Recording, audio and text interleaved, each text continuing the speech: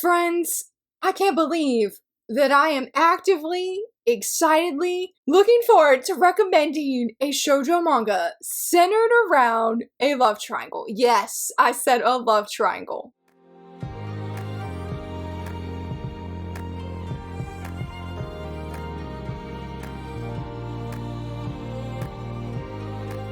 Hello friends, happy Friday, so excited that you're here, so excited to be doing a video review of a series. I'm shocked, y'all. I am genuinely shocked how much I enjoyed it, and that is Tiger and Dragon. This is a 4-volume series. I love these covers. I love how bright they are. Anytime we begin yellow covers, lime green, I mean, we get a lot of pink and the blue, yeah, but yellow and green I feel like are more rare or rarer to actually get. Hopefully I said that right, but this was surreal, y'all. But I have to say, shout out my friend Danielle and my friend Coco, because Coco recommended this for my birthday, because I think I did this is back in February that I ordered volumes 1 and 2. She had recommended it, and then I knew my friend Danielle had definitely recommended it. She gifted me a more or less a gift card to get some manga, and so I ordered volume 1 and 2, and I have just been waiting patiently for volumes 3 and 4, though also with a lot of nervousness. But before I go into all my thoughts about this series, let's first talk about what this series is about. So it's about our main female lead. Her name is Konomi, and she has been waiting for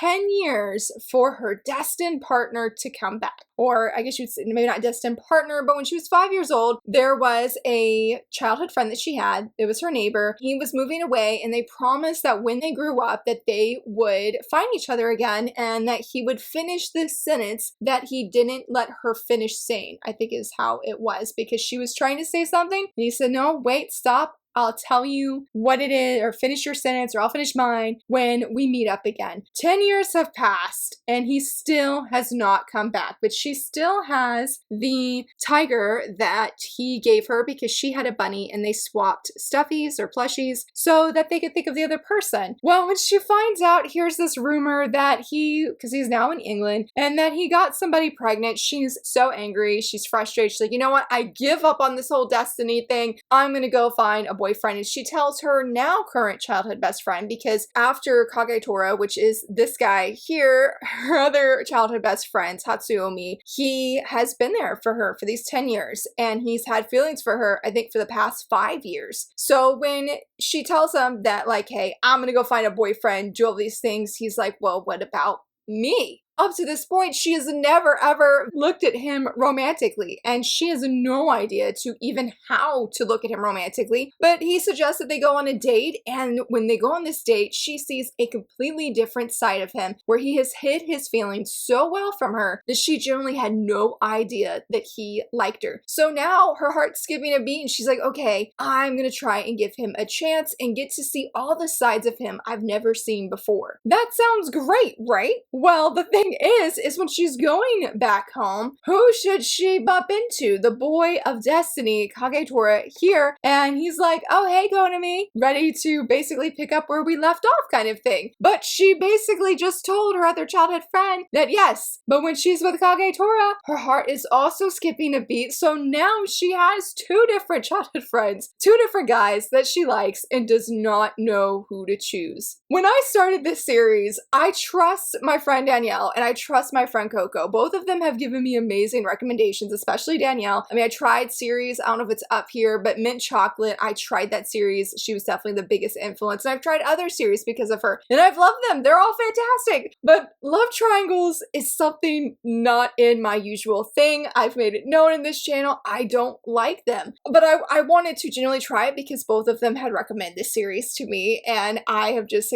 as I said at the very beginning, I've been nervously waiting for it to be completed. Y'all, I was hooked.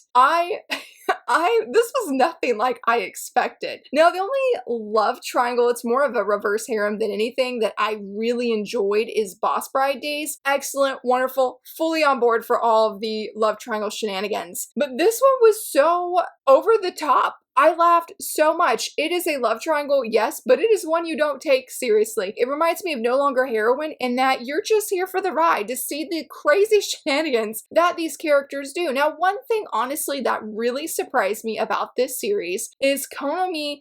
I hate to say that she's ditzy, but y'all, she's a little bit ditzy. I'm not going to lie. She is pretty airheaded. I find that's actually part of her charm as a character, and I find her to be very earnest. So I really, really liked her. And that was part of the surprise, is when I first came into this, I expected her to willingly want to string on both of these guys, and that's not necessarily the case. She may be sort of airheaded, but she's so genuine. And the thing is when we see her backstory, and we see, because she's over here telling her two good friends, I'm a two-timing cheater, and they're like, you can't be two-timing or cheating if you're not even dating them. But in her heart, she really berates herself, feels horrible about this. And I was like, what? Like, you feel bad that you are cheating when you're not even in a relationship, and I didn't understand that. But then when we see that backstory, it all made sense, in my opinion, at least in the story, because I don't know how much to say there, and I'm gonna do my best to keep this video spoiler free, because I do have a bias with one of these guys, and I do not want to spoil the ending, even though the ending was amazing. I was truly blown away, but we'll talk about that later in the video. But yeah, when we see that backstory, I felt like it clicked for me and Konami of why she feels so bad. And that even though she is in this crazy situation, her one friend says, just choose a guy, whichever you feel the strongest feelings for, just go for him. Konami's like, it's not that simple. And I'm like, it feels that simple though. But when you, again, see that backstory, I really appreciate the unexpected depth to her character of, yes, she's in this love triangle, but she's earnestly gonna try and give both of these guys a chance. She's not going to just choose whoever because they make her heart beat faster in that very moment. Now, granted, that does play a role. I ain't gonna lie that she does struggle with that. And like, I did think it funny that, especially in this volume, because right here, Tatsuomi, he is my favorite guy of the two. From the very start, I was like, yep, I'm choosing him. I want him to win her heart because I loved everything about him, especially the ending. But I just thought it funny that she has a really great, passionate, exciting moment with Tatsuomi, and then the next thing is she is locked in a room unexpectedly with Kagetora, and her heart's skipping a beat for both guys. But you know, as all these funny shenanigans are happening, because there is plenty of them, I love the dorkiness that we have with Tatsuomi. He really, part of why I loved his character so much is because he sees when Konami is feeling uncomfortable, and he genuinely tries to respect that. Rewinding, when she realizes she has feelings for them, okay? She's so earnest that she sits them both down on the couch, and she tells them both. And the thing is she's coming in saying, the thing is, she doesn't want to hurt either of their feelings. She generally doesn't. She loves them both very, very deeply. And so she's like, you know what? I'm not going to date either person. And not just that, but she's like, we're going to go back to being friends. I don't think anybody can go back to normal or go back to being friends. And Konami struggles with this of how and why can they not just go back? And her friend warns her, like, nobody but you is going to be able to go back to how things were. And so I loved that transition of where she's having one-on-one time with each of the guys. Though Tatsuomi, his was so good. It was perfect. I really loved it. But when we get to volume 2, after she has these great moments, I loved seeing how she realizes that in her desire to not hurt either of the guys, that is more or less is what she's doing. She thought if she rejected both of them, that things would be great. Things would go back to normal. That didn't really work out. And I love how Kagetora sort of calls her out in this private conversation in volume 2. And that's when she realizes, and I think I even actually wrote the quote down because I just thought it was so impactful and a critical moment for her of realizing right here, she's like, I don't want either of them to hate me. That's it. That was my excuse. He cares so much about me. So does he. And that was how I justified running from them. All this time, I've only run away. And that's when she apologizes for avoiding both of you. And she's, I'm going to face you both head on. And that's exactly what she tries to do. She isn't exactly successful. But again, going back to that earnestness, I really appreciate her overall journey. In fact, while I didn't super love volume 3, it was my least favorite volume out of all of them, I gave volume 4 5 stars because I feel like out of everything that's happened, all the humor, all of the fun stuff and hilarious stuff that is going on, I feel like Konami tried her very best to remain true to who she was, to remain true to her desire to see and receive love in a way that was so different than what her parents showed her what love is. And while there were some parts of this final volume that even specifically what Konomi says that I did not agree with and wasn't particularly fond of, seeing her finally realize and admit to herself that she does like one of these guys, and that she is going to hurt somebody else. And even though somebody called her like a class A jerk because of how she does one of the rejections, I still thought it was a great scene because, again, she remained true to herself, true to what she wanted right from the start. And so while this was not your conventional story by any means, I never expected that Konomi would be very charming to me and a heroine I really, really admired just how she was trying, of how happy she was, of how she genuinely cared for both of these guys, and that this was not a love triangle of like, I know these guys have the hots for me and I'm just gonna string them along just so I can have some fun. It never was about that. It was giving them both a shot for her heart, and her just realizing though that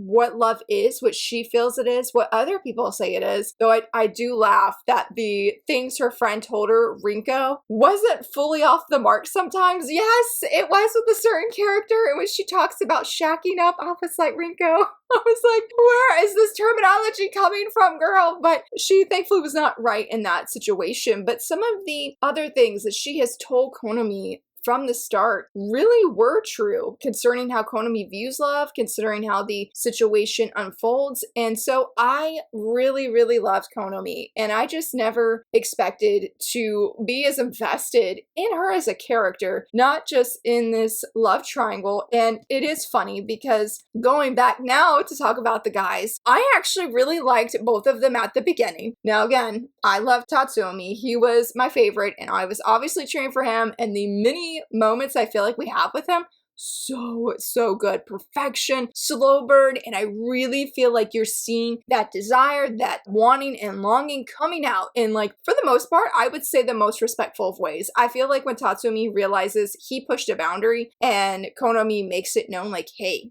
no, stop. After that, like, he asked her and he's like, oh man, he's like, maybe I shouldn't have asked her if I could, like, for an example, like, he wanted to touch her cheek. He's like, oh, maybe that was sort of creepy. I'm sorry. And she's like, no, it's okay. And so that's part of why I love Tatsuomi, is he has been so respectful to Konomi. I mean, boy hid his feelings for 5 years, never made it known, never touched her. Konomi says there was not even a point where if she had rice on her face that he would reach out and, you know, get it off her face. No, he directed her with his words of where it was so she could get it. It was completely mind-blowing to me in that sense of how he could have this much self-control. And so seeing him finally be open about his feelings, having these blushy moments, totally captivated my heart, and I really loved seeing his story unfold. I mean, this is definitely Konomi's story, but I love the moments with him so very much. But Kagetora, he was such an interesting character, and I found him to be very charming in the beginning, and I definitely found my heart floundering in the first 2 volumes. I'm like,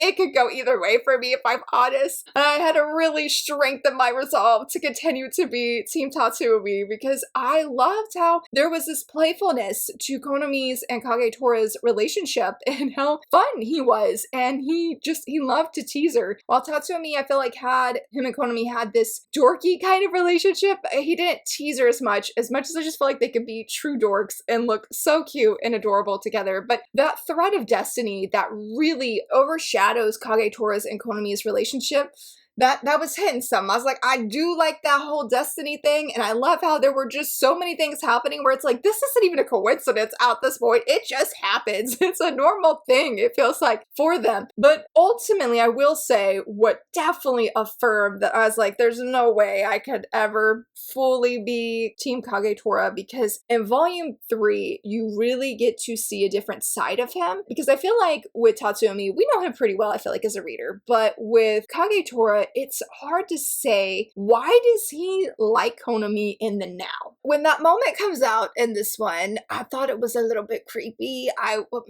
know if creepy is the right word. Weird. I felt a little bit like, no. I was like, I don't feel this is exactly a good foundation for a healthy relationship. And I truly didn't know where it was going to go from there. And just, even though I didn't really like seeing that other side of him, the actual real side of why he loves Konami, I still found myself floundering just a tad.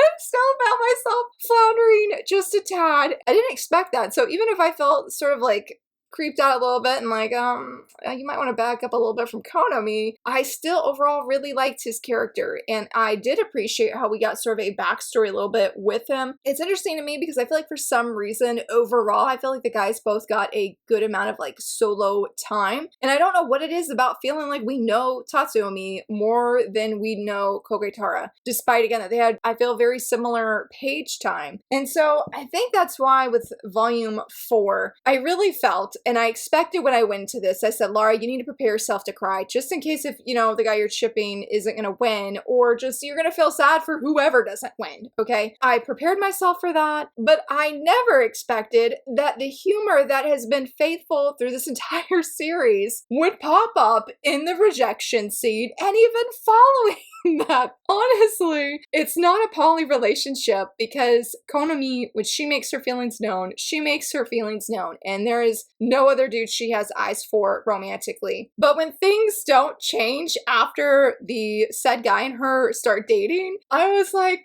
everything just feels the same. Everything feels the same. So I didn't expect that. And I sort of thought that, well, if that's going to be the end, I'm not going to like the end. But no, I did. Because the Shenanigans have been so faithful from start to finish that I was like, okay, it's just going to keep going with this humor. And so even though there was this rejection happening, I felt okay. And I never expected to laugh right after. And it was really, really well written. I thought it was a fantastic ending considering this whole love triangle. I really didn't know how things would go at the end. And I appreciate the creator keeping us readers on our toes to the very end, because I think at the end of volume 3, she said she didn't even know who it was. And I love her afterwards, y'all. They are hilarious. I think she even, no, it was volume 3 is the one that I feel like had the best one. Oh yes, there was, oh my goodness, okay, we'll talk about that in a minute. Maybe it was volume 2, but she talks about though how she's like, come join this club, because she's like, you think it would pain me to see my characters getting hurt, but to me, the guy who doesn't get the girl at the end is the most depressingly lovable character of them all. She's like, I hope this series can serve to awaken the depressing hero fetish inside of all of you. If you've already awoken to this particular kink, please come join us. And there's a thing that says the swamp of pathetic men. I just thought that was so funny. And even when she mentions, and another afterword of where she's like, I don't know who they're gonna end up with. Konami could be with Tatsuomi, could be with Kagatora, or it could even be me, the creator. I was like, what in the world? And I will say with volume 3, I can't go into spoilers about it, but I have never, it's labeled The Turd Incident, and it sounds just like how it sounds. Involving a dog, and y'all, I didn't even know what to say. It was so unexpected, and while this volume was my least favorite, that scene was hilarious, and I laughed so much. I was like, a turd incident? I've never in my life seen this in fiction. Period. Konami never changed. Never changed. She reminds me of Hattori in the sense from No Longer Heroine of being so over the top. I wouldn't say like she is a very flawed character, though obviously there are characters who would say she is very, very flawed, especially when you meet this new girl in this volume specifically. I'm trying to find one where when Konami's eyeballs pop out. Yes, they pop out of her head just from so much shock, and I think it's coming up. Yes! Oh, okay, hold on. I gotta make sure that I don't, but right there, look! Look at her eyes! And that is not the only scene that she has like that. The art was very, very beautiful and very, very funny. There is some really hilarious expressions that I deeply enjoyed and felt with the story and the art that I just had a really, really fun time. And I feel like that is the best way to read this story. Don't take it seriously. Just come on this love triangle shenanigan ride. Enjoy all the things that are happening. Everything was executed so differently than what I expected. That this is a series I'm already planning to keep in my collection. I'm already gonna come back, I can imagine, and reread it again. I'm definitely wanting more of this creator's work in English because I feel like no matter if I can handle this unhinged of a love triangle, I feel like I could pretty much handle anything that this creator throws at me and have a really good time, because ultimately that's what it was. I love the art. I love so many of the jokes that take place. It was truly a fun time. So if you need a fun time, you don't mind love triangles, or you're just like, give me something so crazy, so out there, so extra, the Tiger and Dragon is a really great one to try. And I'm very thankful that my friend Danielle and Coco recommended it to me, that I gave it a fair chance, because I told myself, I said, Laura, you will not insert your biasness, like in a negative way of how I don't like love triangles, so we ain't gonna do any of that. We're gonna give it a fair chance. And I'm glad that I did, because yeah, this was great. Again, I enjoyed it. Hopefully I did this series justice. I definitely feel like it's under the radar, though I do know people who have read it who do enjoy it. So if you have read it, let me know what you think. And if you haven't, let me know. Do you like love triangles? Are you okay if they're really unhinged like this, where you're like, I'm just here for the ride? Or do you like it where it's really intense, say like near the Starry Bride, where you genuinely don't know, and it could go either way at this point? Though I know some of the Starry Bride fans would say, no, it's going team set. But to be determined, I do want to give that series a shot, because yeah, I'd be open to trying other love triangles like this if they're just as funny. So yeah, if you enjoyed this video, please give it a thumbs up and subscribe. And thank you so much for watching. Bye!